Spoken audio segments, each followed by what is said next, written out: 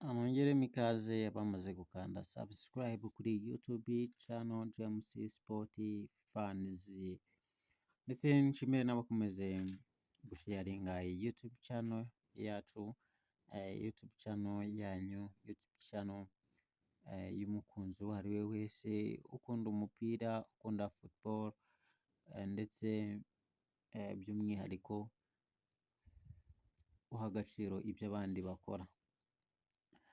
None kuri izi kamera za James Sport Fans njeho ngo nshimire urw'igikundiro bamwe mu bakunzi b'ikipe ya APR FC, ikipe turi ku mutima, ikipe dukunda turi benshi, haba mu Rwanda, Afurika, South Africa, Aziya ndetse n'i Burayi, hariho hose ku isi, ndakeka ifite abafana mu mpande zose.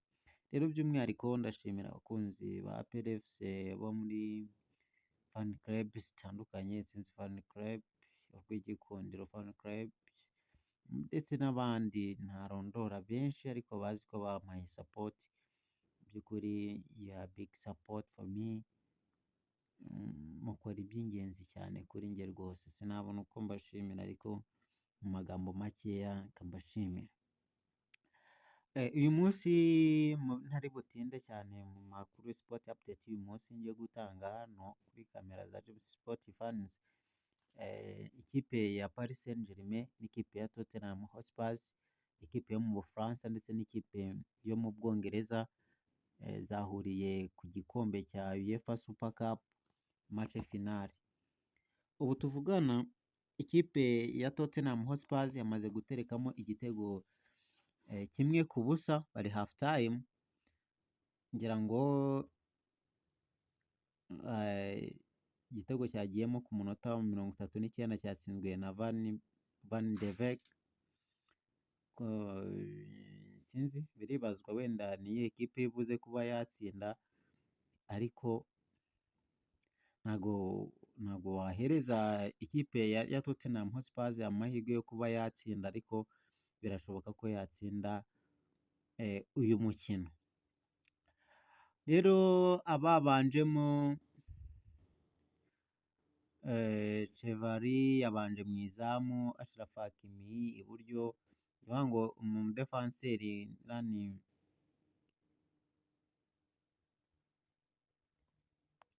uyu mutoza Luis Enrique yabanjemo abadefanseri 4, ashyiramo abamediateri 3 ndetse n'abataka 3. Mediane rero ya Paris Saint-Germain irimo Achraf Hakimi, hakaba Magnus, hakaba Pacho, hakaba na Mendes. Hanyuma muri mediane harimo Ozanye Emery, hakaba Vitinha, hakaba Desire Doué.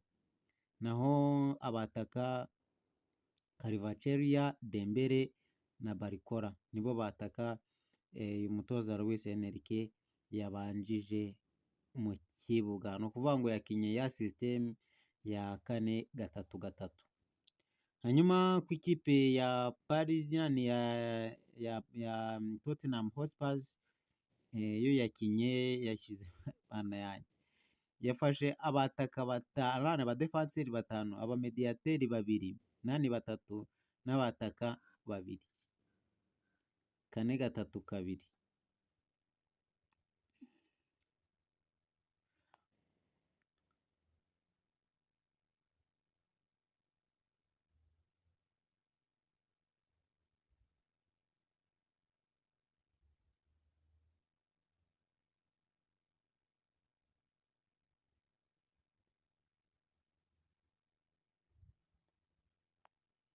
Uyu mutoza Thomas Frank sinzi ko ari buze gutanga amahirwe kuri Luis Enrique. Turebye process y'ukuntu zihagaze uyu munsi, Paris Saint-Germain yarushije ikipe ya Tottenham Hotspur uyu munsi, aho bafite procession 71-29%. Paris Saint-Germain ifite 71-29 za Tottenham Hotspur. Bivuga ngo amashoti bateye, Paris Saint-Germain yateye amashoti 4, Tottenham itera amashoti 9.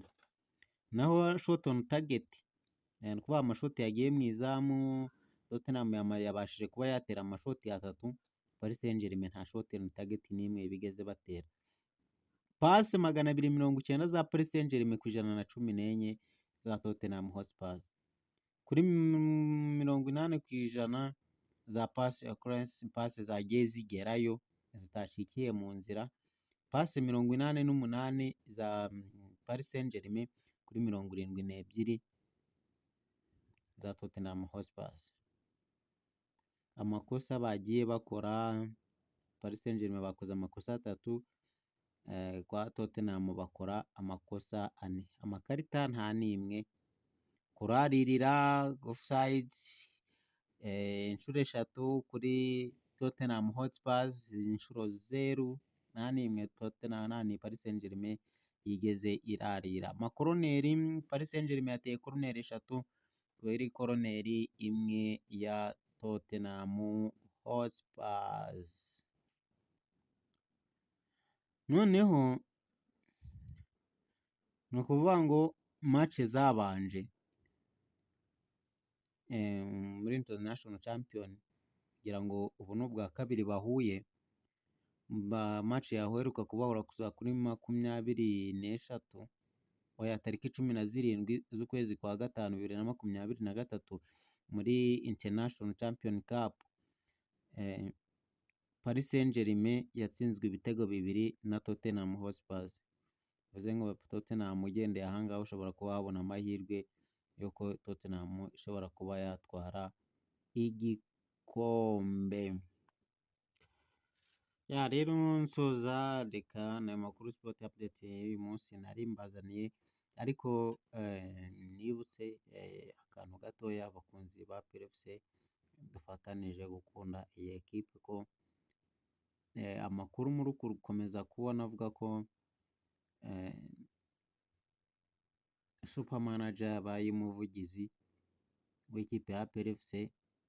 Amakuru ahari ni uko PFC yabaye ishyizeho super manager kubera ko bari muri tournament y'inkera y'abahizi, bategereje ko irangira, noneho ikarangira na Sajan Wanovic, umuvugizi mpamya ko akiri uwa mbere ku isi. Ngira ngo mu mateka y'imyaka 30 ikipe ya APR ifite, ndahamya kandi ndanizera ko Sajan Wanovic ariwe muvugizi w'ibihe byose mu bavugizi bose bagiye babaho. Simvuze ko babayeho batari bashoboye, ariko Sajan Wanovic ngira ngo ni umuvugizi ukiri namba 1, umuvugizi ukiri uwa mbere hano mu Rwanda, Afurika ndetse no ku isi. Kuri nge ni umuvugizi ukiri Rio, ni umuvugizi ukiri special kuri nge. Rero super manager ahagaze mu mwanya wa Sajan Wanovic, ntago yamusimbuye bya burundu. Namara kugirwa umwere azagaruka akomeza akazi ke. Bari bafite impungenge rero ko ashobora kuba yirukanwe, yasezerewe. Ayo makuru ntago ariyo, ni ibinyoma. Ahubwo iyi tournament y'inkera y'abahizi niyo super manager aba yahagazemo, izarangira Sajan Wanovic yamaze kugirwa umwere, kereka icyaha nikiba kimuhamye agahanwa n'inkiko zibishinzwe. Ariko mu gihe icyaha kitaramuhamya, Sajan Wanovic aracyari umuvugizi w'ikipe ya mbere mu Rwanda, kandi n'umuvugizi wa mbere mu Rwanda. Masabe rero ko mwakomeza gukanda subscribe kuri YouTube channel, by'umwihariko niba ukunda ikipe ya APR FC, ikipe ituba ku mutima, ikipe dukunda turi benshi. Hasta la vista, bye bye, ciao ciao, amahoro, umurava, intsinzi.